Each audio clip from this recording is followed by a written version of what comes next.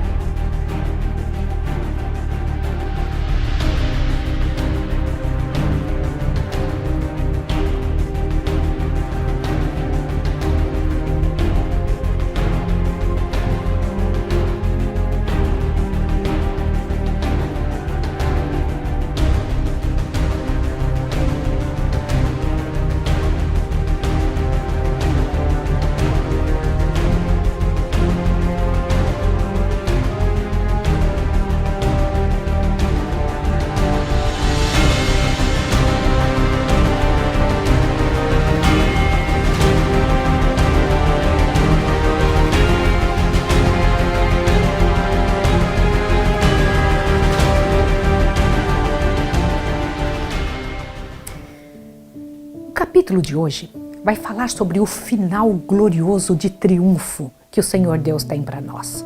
Preste muita atenção. Ao fim dos 1000 anos, Cristo volta novamente à terra. Ele é acompanhado pelo exército dos remidos e seguido por um cortejo de anjos. Eu preciso dar uma paradinha aqui para te explicar uma coisa. Quando o Senhor Jesus Cristo voltar daqui uns dias, ele virá com todos os anjos para nos buscar. Depois do milênio, nós estaremos voltando a esta terra. Depois de 1000 anos estando com Jesus, vamos voltar com ele nas nuvens dos céus, junto com os anjos. Descendo com grande majestade, ordena aos ímpios mortos que ressuscitem para receber a condenação. Que diferença vai ser esta ressurreição daquela que nós estudamos ontem e anteontem? Surgem estes como um grande exército, inumerável como a areia do mar. Que contraste com aqueles que ressurgiram na primeira ressurreição. Os justos estavam revestidos de imortal juventude e beleza. Os ímpios trazem os traços da doença e da morte. Eles vão ressuscitar exatamente como desceram à sepultura. tudo igual. Aqueles que morreram correndo da polícia, quando ressuscitam, procuram, cadê a polícia que estava correndo atrás de mim? No fio do pensamento em que morreram, eles acordam. Se morreram cheios de imprecações, de ódio, de raiva, porque os ímpios morrem assim, não é? Se morreram desse jeito, eles acordam com a mesma busca, o mesmo ódio que eles estavam antes. As mesmas palavras, a mesma coisa. Todos os olhares daquela vasta multidão se voltam para contemplar a glória do Filho de Deus. Lembra? Jesus está voltando com todos os justos e todos os anjos. E então Jesus dá ordem que ressuscitem. A uma voz, as hostes dos ímpios exclamam: bendito o que vem em nome do Senhor. Você vai dizer, mas por que os ímpios vão dizer isso? Não é o amor para com Jesus que inspira essa declaração. É a força da verdade que faz brotar involuntariamente essas palavras de seus lábios. Os ímpios saem da sepultura, tais quais a ela baixaram, com a mesma inimizade contra Cristo e com o mesmo espírito de rebelião. Não terão um novo tempo de graça no qual remediar os defeitos da vida passada. Para nada aproveitaria isso. Uma vida inteira de pecado não lhes abrandou o coração. E um segundo tempo de graça, se lhes fosse concedido, seria ocupado, como foi o primeiro, em se esquivarem aos preceitos de Deus e contra ele incitarem rebelião. Pode imaginar que coisa terrível?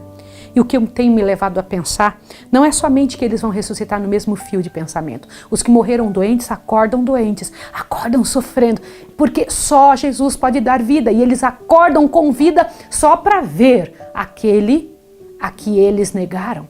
E também mostrar diante do universo que quando morreram, os sentimentos que eles estavam, por Jesus ter julgado que eles não deveriam ter ido para o céu. Presta atenção, Jesus decidiu que eles não iam para o céu exatamente por causa desses pensamentos que eles baixaram na sepultura. E quando ressurgirem, vão ressurgir assim.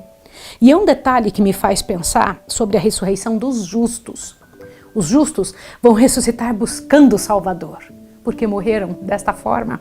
Os ímpios vão ressuscitar cheios de ira, de ódio, de imprecações, porque morreram desta forma. Então Cristo desce sobre o Monte das Oliveiras, de onde depois de sua ressurreição ascendeu, e onde os anjos repetiram aquela promessa de sua volta. Diz o profeta: virá o Senhor meu Deus e todos os santos contigo. E naquele dia estarão seus pés sobre o Monte das Oliveiras, que está de frente de Jerusalém para o Oriente. E o Monte das Oliveiras será ferido pelo meio, e haverá um vale muito grande. O Senhor será rei sobre toda a terra. Naquele dia, um será o Senhor e um será o seu nome. Zacarias 14, 5, 4 e 9. Descendo do céu, a nova Jerusalém, em seu deslumbrante resplendor, repousa sobre o lugar purificado e preparado para recebê-la. E Cristo, com seu povo e os anjos, entram na cidade. Preciso parar mais um minutinho para te explicar um detalhe. A cidade santa descerá sobre o Monte das Oliveiras, mas você pode se perguntar, mas como que vai descer nesse mundo ímpio? O primeiro espaço que será purificado nessa terra será o Monte das Oliveiras. Você acabou de ler comigo que então aquele lugar purificado previamente será então o espaço que a cidade santa descerá. E então Jesus entrará com os santos dentro da cidade. A cidade santa vai descer do céu vazia. A nossa entrada dentro dessa cidade será então por estarmos vindo com o Senhor Jesus nesta hora. O Senhor Jesus abre as portas e nós vamos entrar. Aleluia! Agora Satanás se prepara para a última e grande luta pela supremacia. Enquanto despojado de seu poder e separado de sua obra de engano, o príncipe do mal se achava infeliz e abatido. Mas sendo ressuscitados os ímpios mortos e vendo ele as vastas multidões a seu lado, revivem-lhe as esperanças e decide-se a não render no grande conflito. Arregimentará sob sua bandeira todos os exércitos dos perdidos e por meio deles se esforçará por executar seus planos. Os ímpios são cativos de Satanás. Rejeitando a Cristo, aceitaram o governo do chefe rebelde. Estão prontos para receber suas sugestões e executar-lhe as ordens. Contudo, fiel à sua astúcia original, ele não se reconhece como Satanás. Presta atenção nisso aqui. Pretende ser o príncipe que é o legítimo dono do mundo e cuja herança foi dele ilicitamente extorquida. Representa-se a si mesmo, ante seus súditos iludidos, como um redentor, assegurando-lhe que seu poder os tirou da sepultura. Olha que mentiroso. E que ele está prestes a resgatá-los da mais cruel tirania. Por que é que os ímpios vão acreditar em Satanás? Porque não tiveram, durante o seu tempo de vida, o tempo de espaço que tiveram na terra, não tiveram liberdade para trabalhar sua mente e não pediram forças de Deus para que o Senhor Deus os livrasse de enganos. Confiaram em sua própria sabedoria e agora são enganados mais uma vez. Havendo sido removida a presença de Cristo, porque a presença de Cristo Jesus entra dentro da cidade junto conosco. Satanás opera maravilhas para apoiar suas pretensões. Faz do fraco forte e a todos inspira com seu próprio espírito e energia. Propõe-se guiá-los contra o acampamento dos santos e tomar posse da cidade de Deus. Por que é chamada de acampamento? Porque a cidade santa, descendo sobre o Monte das Oliveiras, ela ocupa um espaço que dá mais ou menos a distância de São Paulo a Cuiabá. Mas o resto do mundo inteiro está crivado de ímpios. Você sabia disso? Eles serão como a areia do mar. É uma multidão quase inumerável dos 4 cantos da terra. Gente sendo levantada, foram levantados, de todos os lugares. Aquela multidão de ímpios. E Satanás vai dizer, eles são um arraialzinho. Olha o tamanho deles na frente de todos nós. Com diabólica exultação, aponta para os incontáveis milhões que ressuscitaram dos mortos e declara que, como seu guia, é muito capaz de tomar a cidade, reavendo seu trono e reino. Naquela vasta multidão, há muitos que pertenceram à raça de grande longevidade que existia antes do dilúvio. Homens de estatura elevada e gigantesco intelecto, os quais, entregando-se ao domínio dos anjos caídos, dedicaram toda a sua habilidade e o seu saber à exaltação própria. Homens cujas maravilhosas obras de arte levaram o mundo ali a idolatrar o gênio, mas cuja crueldade e invenções más, contaminando a terra e desfigurando a imagem de Deus, fizeram-no exterminá-los da face de sua criação. Há reis e generais que venceram nações, homens valentes que nunca perderam batalha, guerreiros orgulhosos, ambiciosos, cuja aproximação fazia tremer os reinos. Na morte não experimentaram mudança alguma e ao subirem da sepultura retomam o fio de seu pensamento exatamente onde ele cessou. São movidos pelo mesmo desejo de vencer que os governava quando tombaram. Eu preciso comentar isso contigo. Imagine Hitler, digamos que ele não seja salvo. Qual foi o pensamento que ele teve quando morreu? Imagine Napoleão, os grandes homens de guerra desse mundo, quando morreram na ira, na raiva, lá na guerra, matando pessoas. Eles vão ressuscitar desse jeito, com a mesma gana que vontade de matar. E agora instigados por Satanás. Satanás consulta seus anjos e depois esses reis, esses vencedores e guerreiros poderosos. Olham para a força e o número ao seu lado e declaram que o exército dentro da cidade é pequeno em comparação com o seu e pode ser vencido. Formulam seus planos para tomar posse das riquezas e da glória da Nova Jerusalém. Todos imediatamente começam a preparar-se para a batalha. Hábeis artífices constroem petrechos de guerra. Sabia disso? Eles vão construir. Lembra que estas mentes eram que criaram e criavam os materiais bélicos? Agora eles, instigados por Satanás, procuram, vamos construir artifícios de guerra. Imagine. Chefes militares, famosos por seus êxitos, arregimentam em companhias e seções as multidões de homens aguerridos. Finalmente é dada a ordem de avançar e o inumerável exército se põe em movimento. Exército tal como nunca foi constituído por conquistadores terrestres, tal como jamais poderiam igualar as forças combinadas de todas as eras, desde que a guerra existe sobre a face da terra. Satanás, o mais forte dos guerreiros, toma a dianteira e seus anjos unem as forças para esta luta final. Reis e guerreiros estão a seu séquito. E as multidões seguem em vastas companhias, cada qual sob as ordens de seu designado chefe. Pode imaginar, é como a quantidade de demônios mesmo, né? Os demônios têm seus grupos especiais de demônios para poderem fazer maldades nessa terra. Reis e guerreiros estão em seu séquito e as multidões seguem em vastas companhias, cada qual sob as ordens de seu designado chefe. Eu preciso parar para comentar isso com você.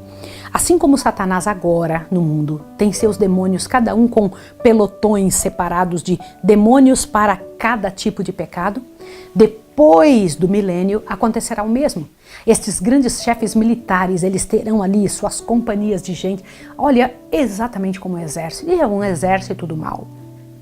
Com precisão militar, as fileiras cerradas avançam pela superfície da terra, a terra quebrada e desigual, em direção à cidade de Deus. Por ordem de Jesus, são fechadas as portas da Nova Jerusalém e os exércitos de Satanás rodeiam a cidade, preparando-se para o assalto. Agora Cristo, de novo, aparece à vista de seus inimigos.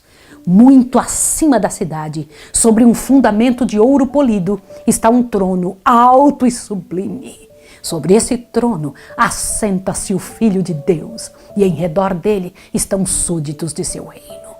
O poder e a majestade de Cristo, nenhuma língua os pode descrever, nem pena alguma retratar. A glória do Pai eterno envolve seu Filho. O resplendor de sua presença enche a cidade de Deus e estende-se para além das portas, inundando a terra inteira com seu fulgor. Você sabia que vai ser assim? No momento em que os ímpios rodearem a cidade, o Senhor Jesus sobe num trono tremendo lá em cima da cidade, lá no alto, em cima do muro. E ali então, todos que estão ao redor vão conseguir enxergar o Senhor da glória. E dele sai luz que vai iluminar a terra toda. Agora, quem vai estar ao redor de Jesus? Quem vai estar ao redor dele?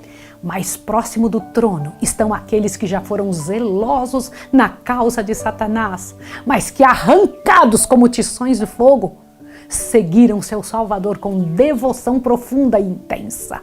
Em seguida, os que aperfeiçoaram um caráter cristão em meio de falsidade e incredulidade, os que honraram a lei de Deus quando o mundo cristão a declarava nula, e os milhões de todos os séculos que se tornaram mártires pela sua fé. E além está a multidão a qual ninguém podia contar, de todas as nações, tribos, línguas e povos, trajando vestiduras brancas e com palmas nas suas mãos. Apocalipse 7:9. Como assim? Ao redor de Jesus, bem pertinho dele, naquele trono imenso, naquela luz grandiosa, naquela glória poderosa, estarão aqueles que já foram grandes inimigos da verdade e que Jesus os resgatou, que já trabalharam muito para Satanás e Jesus resgatou. Esse Jesus os mantém bem pertinho dele. Depois, então, aqueles que sofreram, que tiveram que desenvolver o caráter santo no meio de uma situação dura e triste na terra. E depois os mártires. E depois desses ainda uma multidão que ninguém pode contar.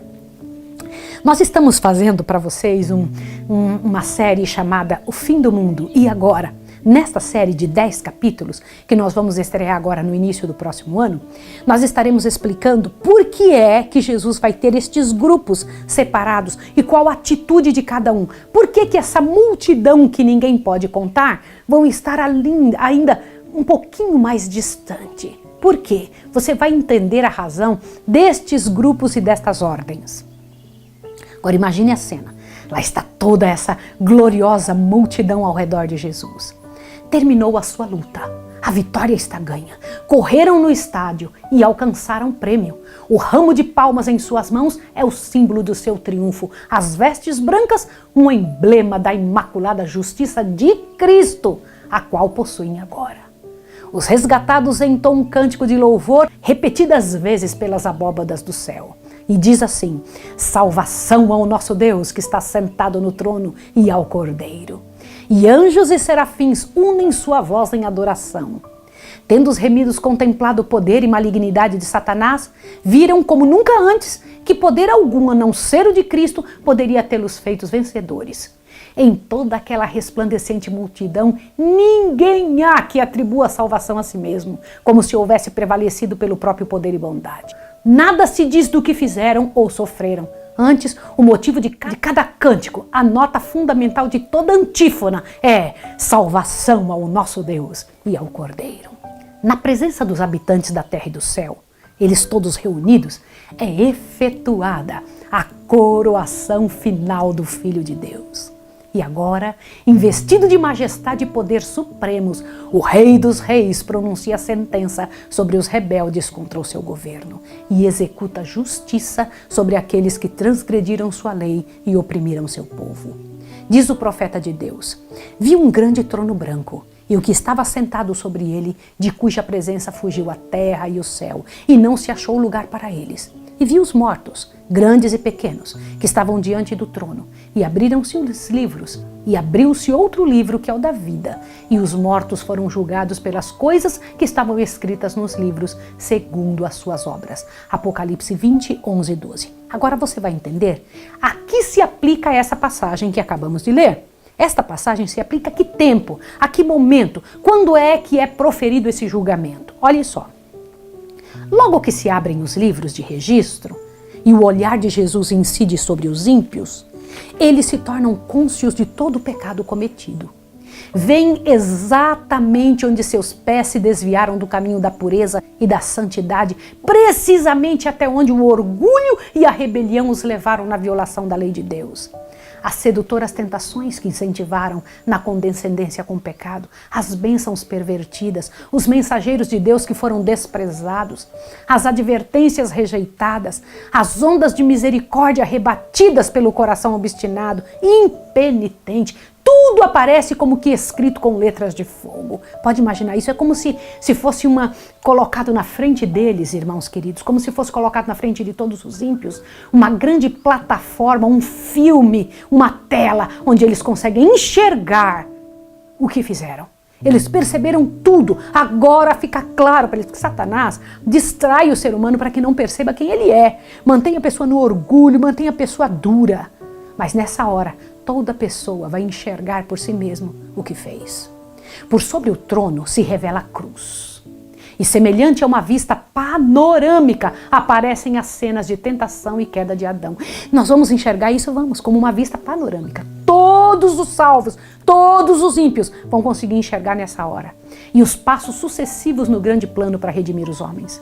O humilde nascimento do Salvador, sua infância de simplicidade e obediência, seu batismo no Jordão, o jejum e a tentação no deserto, seu ministério público desvendando aos homens as mais preciosas bênçãos do céu, os dias repletos de amor e de misericórdia, suas noites de oração e vigília na solidão das montanhas, as tramas de inveja, ódio e maldade com que eram retribuídos seus benefícios e a agonia terrível e misteriosa no Getsemane, sob o peso esmagador dos pecados do mundo inteiro, a sua traição nas mãos da turba assassina, os tremendos acontecimentos daquela noite de horror, o prisioneiro que não opunha resistência, abandonado por seus discípulos mais amados, rudemente empurrado pelas ruas de Jerusalém. O Filho de Deus exultantemente exibido perante Anás, citado ao tribunal e ao palácio do sumo sacerdote, ao tribunal de Pilatos, do fraco Pilatos, perante o covarde e cruel Herodes, escarnecido, insultado, torturado e condenado à morte. Tudo é vividamente esboçado. E agora, perante a multidão agitada, revelam-se as cenas finais. O paciente Salvador, trilhando o caminho do Calvário. O príncipe do céu suspenso na cruz. Os altivos sacerdotes e a plebe zombeteira a escarnecer de sua agonia mortal. As trevas sobrenaturais, a terra a palpitar. As pedras despedaçadas, as sepulturas abertas, assinalando o momento em que o Redentor do mundo rendeu a vida. Esse terrível espetáculo aparece exatamente como foi. Satanás e seus anjos e súditos não têm poder para se desviarem do quadro, que é sua própria obra. Cada ator relembrou a parte que desempenhou. Agora te assusta com o que você vai ouvir. Herodes matando os inocentes criancinhas de Belém, a fim de que pudesse destruir o rei de Israel. Havia o Herodias, lembra dela? Aquela moça dançante sobre cuja alma criminosa repousa o sangue de João Batista. O fraco Pilatos, subserviente às circunstâncias. Os soldados zombadores, os sacerdotes e príncipes e a multidão furiosa que clamou: o seu sangue caia sobre nós e sobre os nossos filhos. Todos contemplam a enormidade de seu crime. Em vão procuram ocultar-se da majestade divina de seu rosto, mais resplandecente que o sol, enquanto os remidos lançam suas coroas aos pés do Salvador, exclamando: ele morreu por mim. Pode imaginar isso? Enquanto um grupo está fora, atônito, olhando fora da cidade, olhando aquelas cenas que vão ser passadas na frente de todos. Alguns olham sua parte de crime, sua parte naquela grande tela e ficam pensando: que horror! Dentro da cidade, todos os salvos, olhando as mesmas cenas, vão jogar as coroas aos pés de Jesus e dizer: ele morreu por mim. O que faz com que um grupo possa agir tão diferente do outro? O que trouxeram no coração, o que foi desenvolvido no tempo de graça, aquilo que desenvolvemos no tempo de graça, aquilo que colocamos como abastecimento dentro do nosso coração, se revela nessa hora tão impressionante. Entre a multidão resgatada, acha-se os apóstolos de Cristo. Aleluia! O heróico Paulo, o ardoroso Pedro, o amado e amante João, seus fiéis irmãos, e com estes o vasto exército dos mártires. Ao passo que fora dos muros, com tudo que é vil e abominável, estão aqueles pelos quais foram perseguidos, presos e mortos. Você pode imaginar a angústia que vai ser isso? Olhe só, fora da cidade, quem matou os apóstolos, quem judiou dos apóstolos. Dentro da cidade, os apóstolos enxergando aqueles que foram seus algozes. Irmãos, a cidade santa, ela tem os muros de ouro polido transparente. Quem está dentro enxerga quem está fora. Quem está fora enxerga quem está dentro. Você pode imaginar um negócio dessa natureza? Que coisa tremenda! É isso que vai acontecer. Imagina eles olhando e pensando: eu poderia ter estado ali. Eu poderia estar ali. Ali Nero, aquele monstro de crueldade e vício, contemplando a alegria e exaltação daqueles que torturara e em cujas aflições extremas encontrara deleite satânico. Olha quem mais está junto com Nero. Sua mãe ali está para testemunhar o resultado de sua própria obra, para ver como os maus traços de caráter foram transmitidos a seu filho, o mau caráter dela, as paixões incentivadas, ela incentivou as paixões de Nero e desenvolvidas por sua influência e exemplo. Como assim? O nome dessa mulher era Agripina. A mãe de Nero chamava-se Agripina. Ela era uma monstra de crueldade. O filho aprendeu dela. As paixões que ele tinha foram desenvolvidas por ela, pela influência dela, e produziram fruto nos crimes que fizeram o mundo estremecer. Irmãos, o que é isso?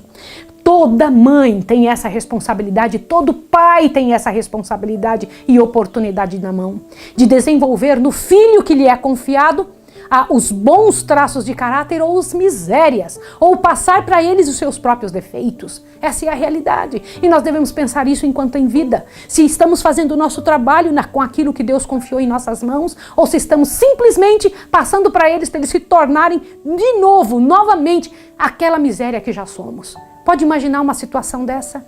E é assim que vai ser. Lá está ela, ressuscitando junto com seu filho, o monstro de crueldade. Ali estão sacerdotes e prelados romanistas que pretendiam ser embaixadores de Cristo e, no entanto, empregaram a tortura, a masmorra, a fogueira para dominar a consciência de seu povo. De quem que estou falando? Você sabe?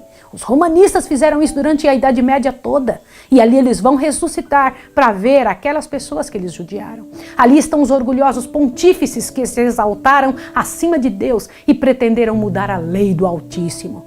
Aqueles pretensos pais da igreja têm uma conta a prestar a Deus, da qual muito desejariam livrar-se. Demasiado tarde chegam a ver que o onisciente é zeloso de sua lei e que de nenhuma maneira terá por inocente o culpado. Aprendem agora que Cristo identifica seu interesse com os de seu povo sofredor e sentem a força de suas palavras. Quais foram as palavras? Quando fizestes a um destes meus pequeninos irmãos, a mim o fizestes. Mateus 25, 40. O mundo ímpio todo acha-se em julgamento perante o tribunal de Deus, acusado de alta traição contra o governo do céu. Ninguém há para pleitear sua causa, estão sem desculpa e a sentença de morte eterna é pronunciada contra eles. É agora evidente a todos que o salário do pecado não é nobre independência e vida eterna, mas é escravidão, ruína e morte. Eu preciso comentar uma coisa com vocês. O salário do pecado não é somente a morte. Antes da morte, é miséria, ruína e escravidão. E por fim, a morte. Os ímpios veem o que perderam em virtude de sua vida de rebeldia. O peso eterno de glória muito excelente foi desprezado quando lhes foi oferecido, mas quão desejável agora se mostra. Tudo isso, exclama a alma perdida, eu poderia ter tido, mas preferi conservar estas coisas longe de mim. Ó estranha presunção, troquei a paz, a felicidade e a honra pela miséria, infâmia e desespero. Todos veem que sua exclusão do céu é justa. Por sua vida declararam, não queremos que este Jesus reine sobre nós. Do que é que está dizendo esta frase? Pela nossa vida, nós estamos dizendo diante do universo e diante de outras pessoas, pelas nossas escolhas, pelas coisas que nós afastamos de nós, por aquilo que nós não queremos que aconteça em nossa vida, por aquilo que mostramos quem é o dirigente daquela parte de nossa vida. Isso é muito sério, irmãos, nem precisamos dizer esta frase. Não queremos que ele reine sobre nós, porque lembra que o povo judeu foi que disse isso? Lá no passado, e a gente fala com horror. Nossa, que coisa feia que eles falaram. Mas pelas nossas atitudes, nós estamos falando a mesma coisa, dizendo a mesma coisa. Compreende? Como que extasiados, os ímpios contemplam a coroação do Filho de Deus. Eu fico imaginando que antes disso algo acontece, eu preciso te explicar. Dentro da cidade vão estar pessoas que passaram sofrimentos muito grandes. Todos dentro da cidade, abre bem seu ouvido agora, são alguma coisa. Ex-drogados, ex-prostitutas, ex-ladrões, ex-mentirosos, ex-tudo. Dentro da cidade, ex-glutões, ex-fracos. Dentro da cidade tem ex-Pilatos, ex-Herodes, ex-Neros. Consegue entender o que eu estou lhe dizendo? Fora da cidade vão estar aquela multidão de pessoas que não quiseram largar o seu pecado, mas que para eles também foi dada a oportunidade. A diferença entre uma classe e outra é a escolha da pessoa. A pessoa escolheu a quem se render. A pessoa escolheu oferecer-se, correr atrás e pedir a força de Deus e seguir não pela circunstância, mas pelo poder do Senhor, pedindo, Senhor, me ajude, arranca isso de mim. O reconhecimento de seus defeitos, indo para Deus pedindo ajuda. Consegue entender o que eu estou lhe dizendo? Eu imagino alguém de fora dizendo assim, eu podia estar lá, mas eu nasci numa favela. Dentro da cidade, alguém levanta a mão e diz, eu também nasci numa favela, mas o poder de Deus me trouxe para cá. Fora da cidade, alguém disse, mas eu vivi uma vida, eu fui estuprada, eu fui bulinada, fui abusada, e então eu me transformei numa prostituta e com ódio e ira pelo que meu pai, meu irmão, tal pessoa fez. Dentro da cidade, alguém levantar a mão e vai dizer, eu também passei pelo mesmo que você passou, mas Jesus me tornou um testemunho de vida.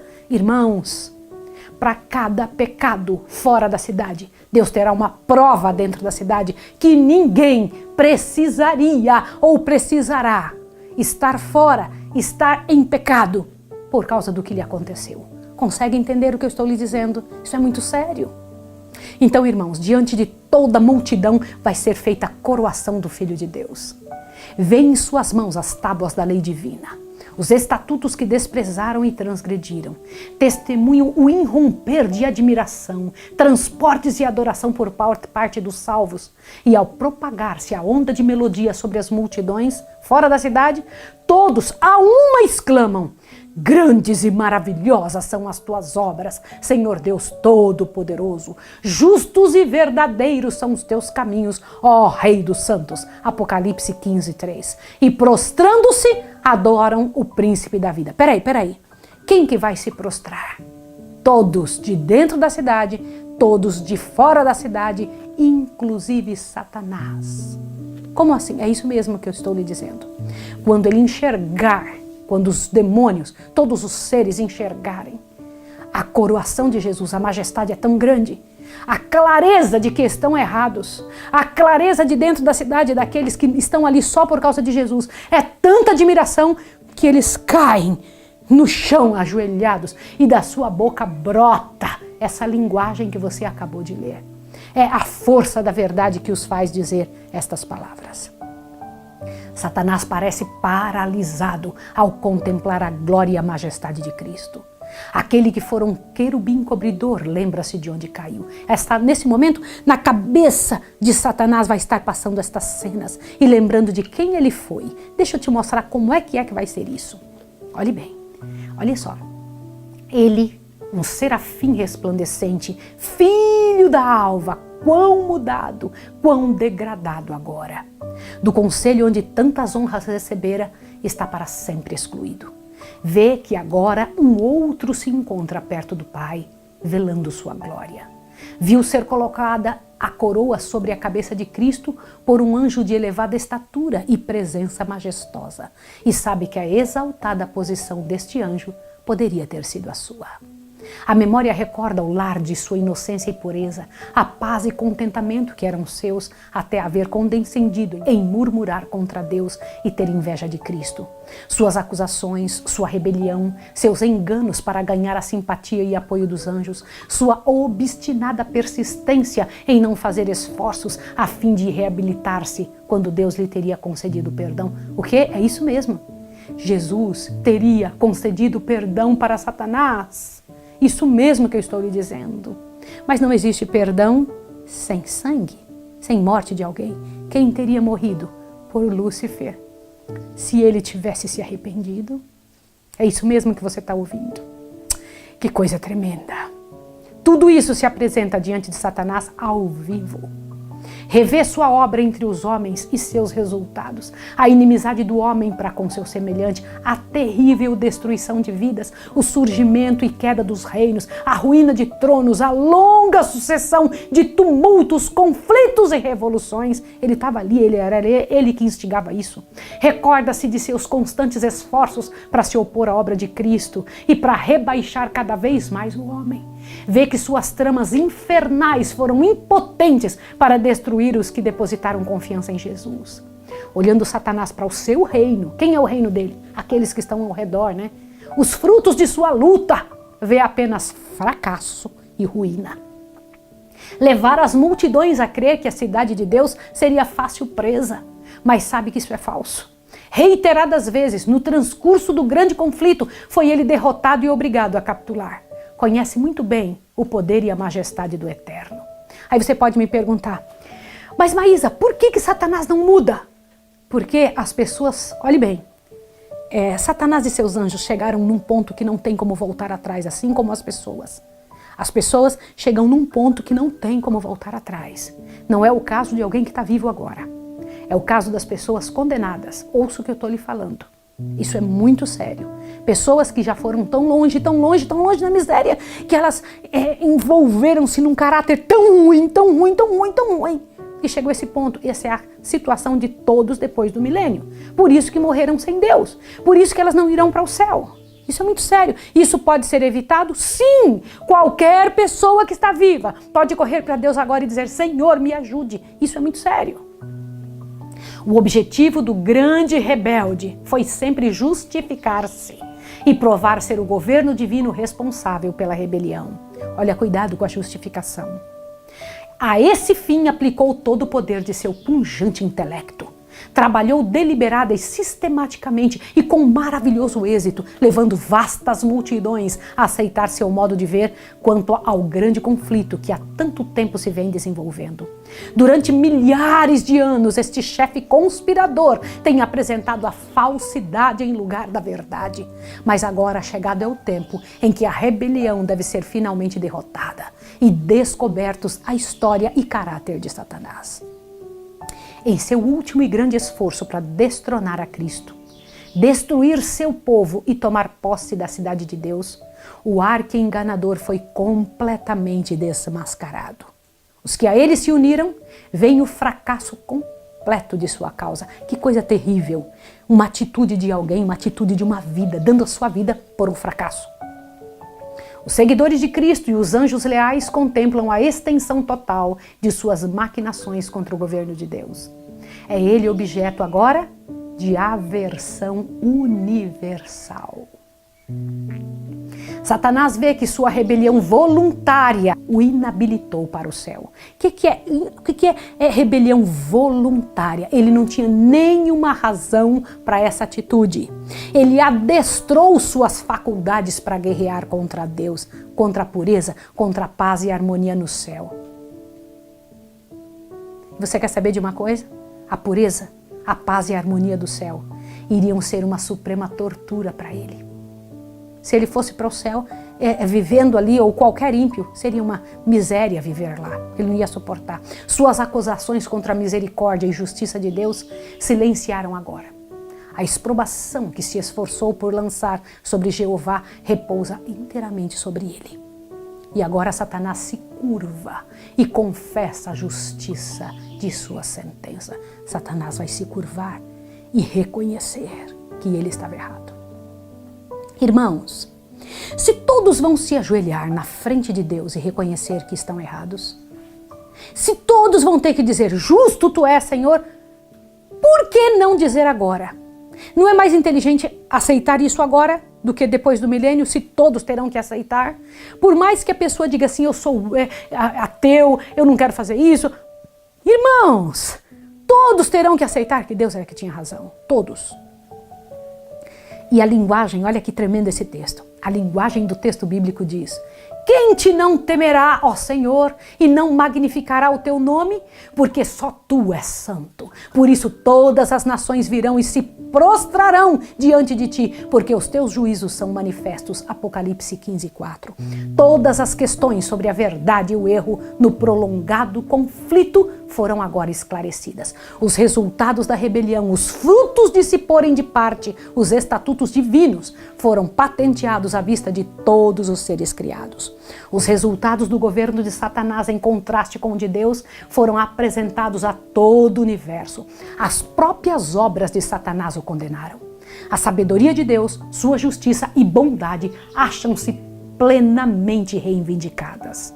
Vê-se que toda a sua ação no grande conflito foi orientada com respeito ao bem eterno de seu povo e ao bem de todos os mundos que criou.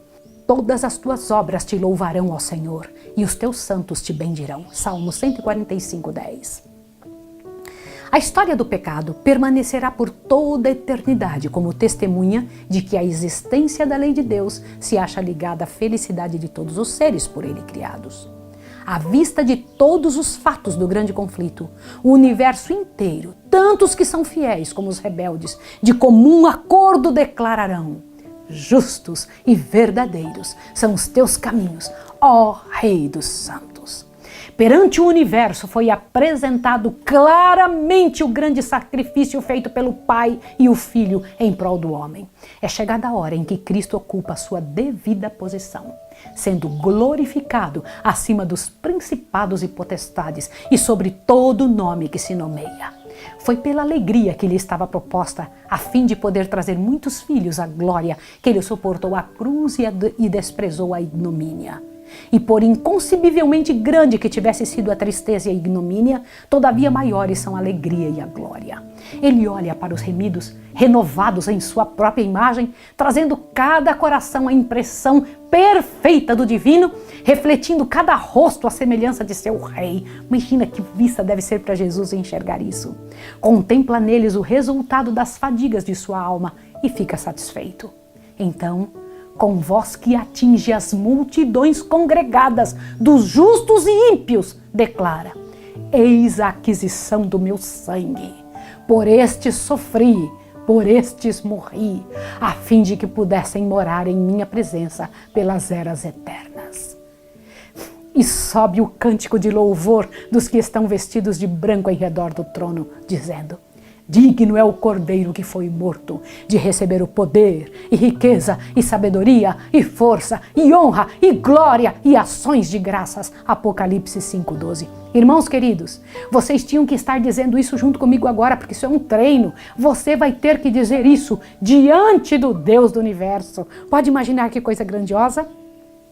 Apesar de ter sido Satanás constrangido a reconhecer a justiça de Deus e a curvar-se à supremacia de Cristo, seu caráter permanecerá sem mudança. Como assim? Ele vai se ajoelhar e mesmo assim não vai se arrepender? Olha o que vai acontecer. O espírito de rebelião, qual poderosa torrente explode de novo. Cheio de frenesi, decide-se a não capitular no grande conflito. Chegado é o tempo para uma última e desesperada luta contra o Rei do Universo. Mesmo depois de tudo isso? Sim, mesmo depois de tudo isso, Satanás vai lutar de novo contra o céu. Arremessa-se para o meio dos seus súditos e esforça-se por inspirá-los com sua fúria, incitando-os a uma batalha imediata. Do que eu estou falando? Isso mesmo que você está ouvindo. Irmãos queridos, é um negócio tremendo. Na hora que ele vê Jesus coroado, na hora que ele vê toda aquela situação, de novo a ira vem dentro do coração e ele corre no meio daquela multidão e começa a falar para eles: vamos lá, vamos lutar. Olha isso. Mas dentre todos os incontáveis milhões que seduziu a rebelião, ninguém há agora que lhe reconheça a supremacia. Seu poder chegou ao fim. Os ímpios estão cheios do mesmo ódio a Deus, o qual inspira a Satanás, mas veem que seu caso é sem esperança, que não podem prevalecer contra Jeová. Sua ira se acende contra Satanás e os que foram seus agentes no engano, e com furor de demônios volta-se contra eles. Do que é isso? Do que eu estou falando? Diz o Senhor: pois que estimas o teu coração como se fora o coração de Deus, eis que eu trarei sobre ti estranhos, os mais formidáveis dentre as nações, os quais desembainharão as suas espadas contra a formosura da tua sabedoria e mancharão o teu resplendor. A cova te farão descer e te farei perecer, ó querubim protetor, entre as pedras afogueadas. Por terra te lancei, diante dos reis te pus, para que olhem para ti, e te tornei em cinza sobre a terra, aos olhos de todos os que te veem. Em grande espanto te tornastes, e nunca mais serás para sempre. Ezequiel 28, 6-8 e 16, 19. Toda a armadura daqueles que pelejam com ruído, e os vestidos que enrolavam no sangue serão queimados, servirão de pasto ao fogo. A indignação do Senhor está sobre todas as nações, e o seu furor sobre todos os exércitos delas. E as destruiu totalmente, entregou-as à matança. Sobre os ímpios fará chover laços, fogo, enxofre e vento tempestuoso. Eis a porção do seu copo. Isaías 9:5, 34:2, Salmo 11:6. E então, irmãos, de Deus desce fogo do céu. A terra se fende. São retiradas as armas escondidas em suas profundezas. Chamas devoradoras irrompem de cada abismo e ante. As próprias rochas estão ardendo. Vindo é o dia que arderá como um forno. Os elementos fundem-se pelo vivo calor, e também a terra e as obras que nela há são queimadas. Malaquias 4:1, 2 Pedro 3:10. A superfície da terra parece uma massa fundida e um vasto e fervente lago de fogo agora. É o tempo do juízo e perdição dos homens maus. Dia da vingança do Senhor, ano das retribuições pela luta de Sião. Isaías 34:8. Os ímpios recebem sua recompensa na terra, diz Provérbios 11:31. Serão como a palha, e o dia que está para vir os abrasará, diz o Senhor dos Exércitos. Malaquias 4:1. Alguns são destruídos em um momento, enquanto outros sofrem muitos dias. Todos são punidos segundo as suas ações. Tendo sido os pecados dos justos transferidos para Satanás, tem ele de sofrer não somente pela sua própria rebelião, mas por todos os pecados que fez o povo de Deus cometer. Como assim? Deixa eu te explicar. Satanás não é o salvador de ninguém. Ele só recebe o que ele mesmo criou. Por isso é que ele recebe o pecado de todo o universo. Todo pecado que um dia aconteceu e que por acaso não foi pedido, não foi colocado sobre Jesus, porque olhe bem, o pecado, só para você entender, dos ímpios é colocado sobre eles mesmos. Eles aceitaram esta carga. Satanás recebe aquilo que ele criou. Isso é muito sério. Seu castigo deve ser muito maior do que daqueles a quem enganou. Depois que perecerem os que pelos seus enganos caíram, deve ele ainda viver e sofrer por muitos dias. Nas chamas purificadoras, os ímpios são finalmente destruídos. Raiz e ramos. Satanás a raiz. Um dia ele será destruído. Você vai dizer, mas então vai existir inferno. Meus irmãos, alguns serão destruídos no momento. Outros demoram um pouquinho mais. Outros um pouquinho mais. Uma hora vai acabar todo mundo. Há quantos dias? Ninguém sabe dizer quanto tempo. O Senhor Deus só diz isso, que Satanás é a raiz e os outros são os ramos, que então serão destruídos pelo fogo. e que um dia nós habitaremos na terra, que não vai ter nenhum lago de fogo a arder. Seus seguidores são os ramos. A penalidade completa da lei foi aplicada e satisfeitas as exigências da justiça. E o céu e a terra, contemplando, declaram a justiça de Jeová. Está para sempre terminada a obra de ruína de Satanás. Durante 6.000 anos efetuou a sua vontade, enchendo a terra de miséria e causando pesar por todo o universo. A criação inteira tem igualmente gemido e estado com dores de partos. Agora as criaturas de Deus estão para sempre livres de sua presença e tentações. Olha só qual é o texto que nós vamos ler agora. Já descansa, já está sossegada a terra, exclamam os justos com júbilo. Isaías 14:7.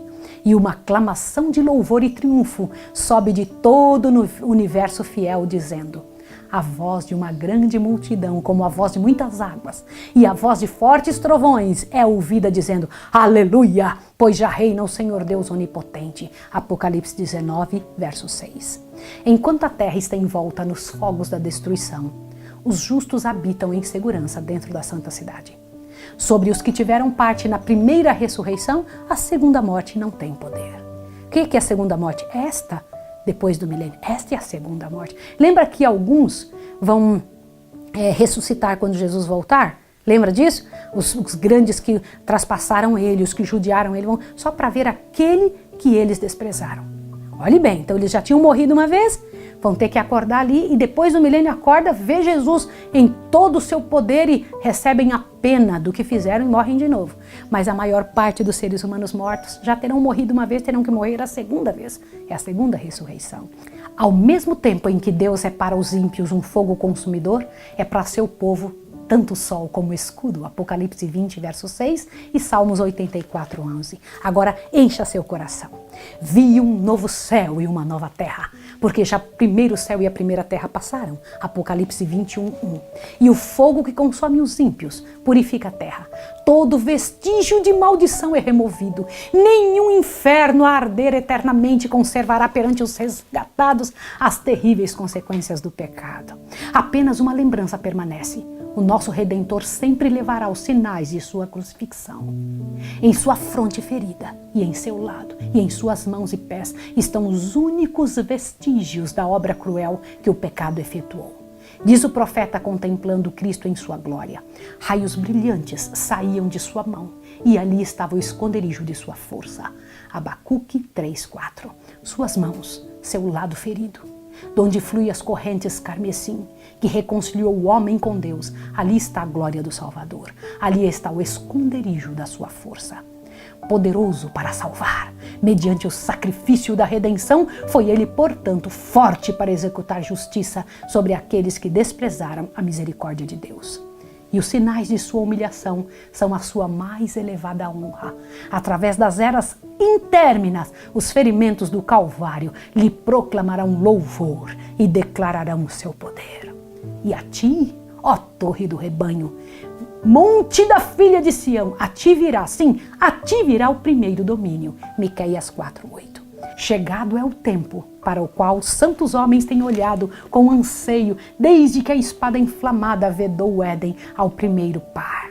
É tempo para a redenção da possessão de Deus. Efésios 1:14.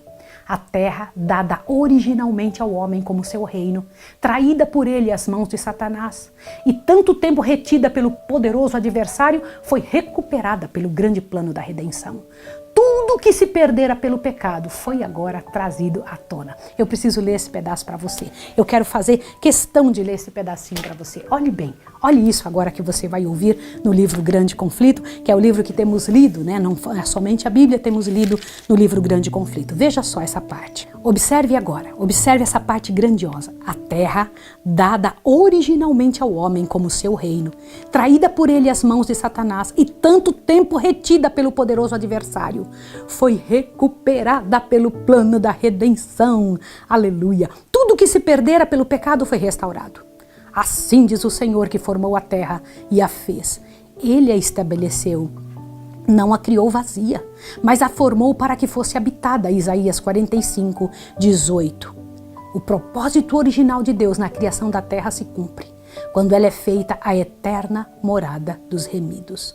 Os justos herdarão a terra e habitarão nela para sempre. Salmo 37, 29. Que glória, que coisa linda! Um receio de fazer com que a herança futura pareça demasiado material tem levado muitos a espiritualizar as mesmas verdades que nos levam a considerá-la nosso lar.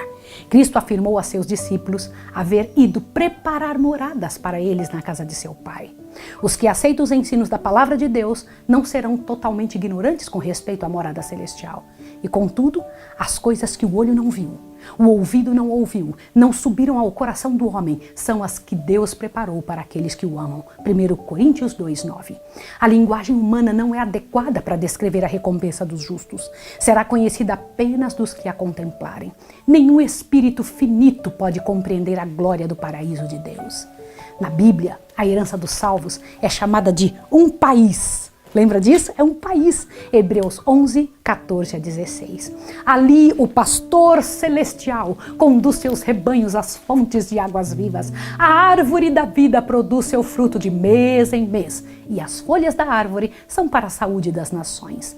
Existem torrentes sempre a fluir, claras como cristal. E ao lado delas, árvores ondeantes projetam sua sombra sobre as veredas preparadas para os resgatados do Senhor. Ali as extensas planícies avultam em colinas de beleza e as montanhas de Deus erguem seus altivos píncaros.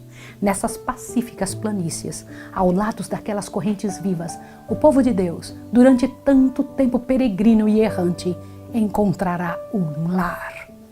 Olha que texto glorioso. O meu povo habitará em moradas de paz e em moradas bem seguras e em lugares quietos de descanso. Nunca mais se ouvirá de violência na sua terra, de desolação ou destruição nos teus termos. Mas aos teus muros chamará salvação e às tuas portas louvor.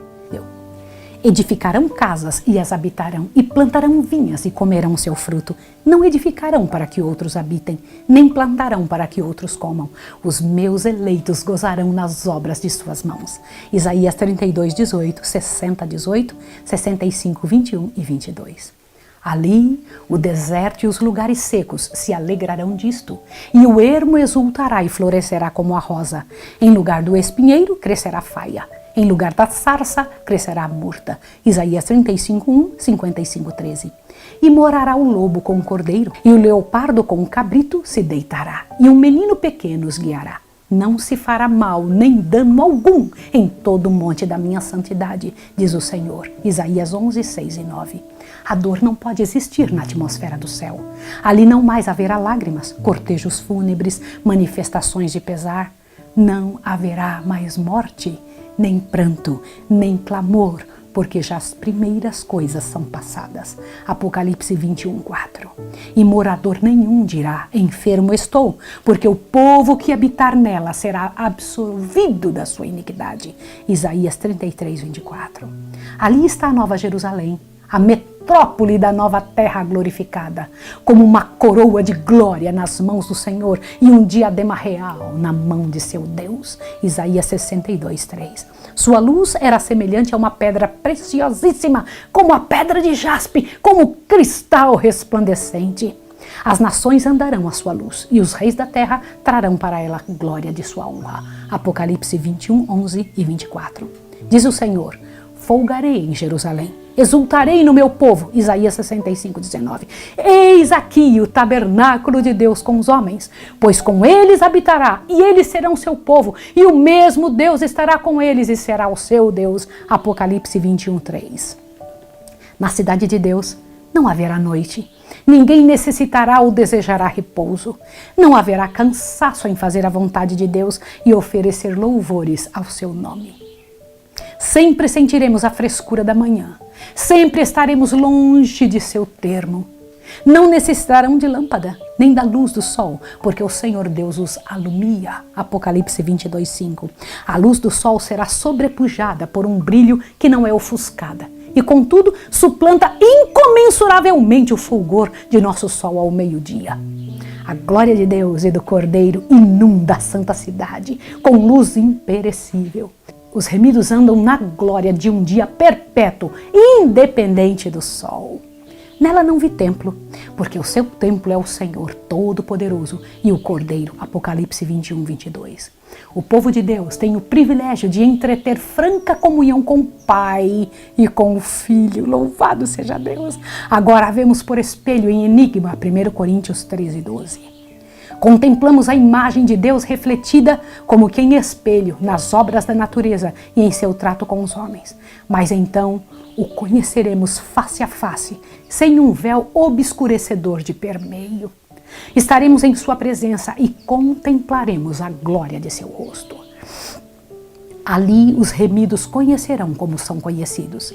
O amor e a simpatia que o próprio Deus plantou na alma encontrarão ali o mais verdadeiro e suave exercício.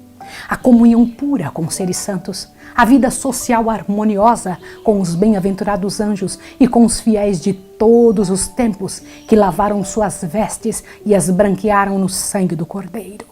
Os sagrados laços que reúnem toda a família no céu e na terra. Efésios 3,15. Tudo isso concorre para constituir a felicidade dos remidos. Ali, mentes imortais contemplarão com deleite que jamais se fadigará as maravilhas do poder criador, os mistérios do amor que redime. Ali não haverá nenhum adversário cruel, enganador, para nos tentar ao esquecimento de Deus. Todas as faculdades se desenvolverão, ampliar-se-ão todas as capacidades. A aquisição de conhecimentos não cansará o espírito, nem esgotará as energias. Ali, os mais grandiosos empreendimentos poderão ser levados avante, alcançadas as mais elevadas aspirações, as mais altas ambições realizadas, e surgirão ainda novas alturas a atingir, novas maravilhas a admirar, novas verdades a compreender, novos objetivos a aguçar as faculdades do espírito, da alma e do corpo. Todos os tesouros do universo estarão abertos ao estudo dos remidos de Deus. Livres da mortalidade, alçaram voo incansável para os mundos distantes, mundos que fremiam de tristeza ante o espetáculo da desgraça humana e ressoaram como cânticos de alegria ao ouvir as novas de uma alma resgatada. Com indizível deleite, os filhos da terra entram de posse da alegria e sabedoria dos seres não caídos. Participam dos tesouros do saber e entendimento adquiridos durante séculos e séculos na contemplação da obra de Deus. Com visão desanuviada, olham para a glória da criação. Acham-se sóis, estrelas, sistemas planetários, todos na indicada ordem, a circular em redor do trono da divindade. É isso mesmo que você ouviu. Hoje, meus irmãos, olha que coisa tremenda. Como é que hoje acontece? Os planetas giram em torno do Sol. Só que nesta época, quando o Senhor restaurar esse planeta, todos os astros, tudo que existe no universo, ele girará em torno da Terra, porque a Terra será o centro do universo. Aqui onde abundou o pecado, superabundará a graça. Aqui morará o Senhor, o tabernáculo de Deus estará com os homens. Em todas as coisas, desde a mínima até a maior, está escrito o nome do Criador e em todas se manifestam as riquezas de seu poder. E ao transcorrerem os anos de eternidade, trarão mais e mais abundantes e gloriosas revelações de Deus e de Cristo. Assim como o conhecimento é progressivo, também o amor e a reverência e a felicidade aumentarão. Quanto mais aprendem os homens acerca de Deus, mais lhe admiram o caráter. Ao revelar-lhes Jesus as riquezas da redenção e os estupendos feitos do grande conflito com Satanás, a alma dos resgatados fremirá com mais fervorosa devoção e com mais arrebatadora alegria, e dedilharão as harpas de ouro, e milhares de milhares, e milhões de vozes se unem para avolumar o potente coro de louvor. E ouvi a toda criatura que está no céu e na terra e debaixo da terra, e que está no mar, e todas as coisas que neles há a dizer, ao que está sentado sobre o trono e ao Cordeiro, sejam dadas ações de graça, e honra, e glória, e poder para todos sempre. Apocalipse 5, verso 13. O grande conflito terminou. Pecado e pecadores não mais existem. O universo inteiro está purificado. Uma única palpitação de harmonioso júbilo vibra por toda a vasta criação. Daquele que a tudo criou emanam vida, luz e alegria por todos os domínios do espaço infinito. Desde o minúsculo átomo até o maior dos mundos, todas as coisas animadas e inanimadas, em sua serena beleza e perfeito gozo, declaram que Deus é amor. Glória ao nome de Jesus. Bendito seja o nome de Deus, por mais uma vez terminarmos o ano bíblico. Mas nossa luta não terminou ainda. Isso é o que vai nos acontecer. Você precisa agora, em nome de Jesus, ajoelhar comigo e pedir: Senhor, me ajude a estudar, a saber, a entender, a ser um pote cheio do poder de Deus para ofertar aos outros, a multidões de pessoas que precisam. Faça o seu trabalho missionário, dê de presente às pessoas o ano bíblico. Faça elas estudarem, fala, converse, chore, clame, jejue por elas. Mas ajude as pessoas a participarem desse gozo santo, dessa oportunidade tão grande. Louvemos ao Senhor por ter nos dado durante todo esse ano os livros do Espírito de Profecia e a Bíblia, a Palavra de Deus. Acabamos agora o livro Grande Conflito, glória ao nome do Senhor. A Bíblia toda foi lida, todinha, todos os livros da série Conflito, e Deus nos dará neste ano novas oportunidades de aprender. Eu quero orar com você pela última vez neste ano, mas quero continuar com você pela graça e poder de Deus, se o Senhor Deus quiser, nesse próximo ano para estudarmos junto. Vá lá no canal, comece amanhã cedo o seu ano bíblico. Faça um plano com Deus de começar do jeito de Deus. Nós terminamos do jeito do céu. Vamos começar o ano do jeito de Jesus. Vou orar com você agora. Santo Deus e amado Pai, obrigada por deixar reveladas estas verdades. Nós não merecemos, Senhor. Nenhum de nós merece. Eu te peço em nome de Jesus Cristo que nos ajude a dar conta, Pai de amor, das coisas que precisam ser feitas em nossa vida, das coisas que precisam ser vencidas, para que tenhamos coragem de manter estas verdades não só diante do povo, mas diante de nossa casa, entre as pessoas com quem convivemos, Pai. Ajuda-nos a entender que somos sim responsáveis pelo que as outras pessoas devem entender a respeito da tua verdade. Em tuas mãos entrego estas pessoas que estão nos ouvindo. Entrego suas casas, a sua vida, entrego o seu trabalho de missão. Te peço agora, Senhor, que o Senhor nos despeça esse ano de maneira especial e ajuda-nos a começar o novo ano do jeito certo. Em nome do Senhor Jesus, o Redentor do Universo, que está no lugar santíssimo por nós. Amém, Senhor. Deus abençoe você e feliz ano novo. Que Deus te dê o melhor ano da sua vida. Um abraço. Deus abençoe você.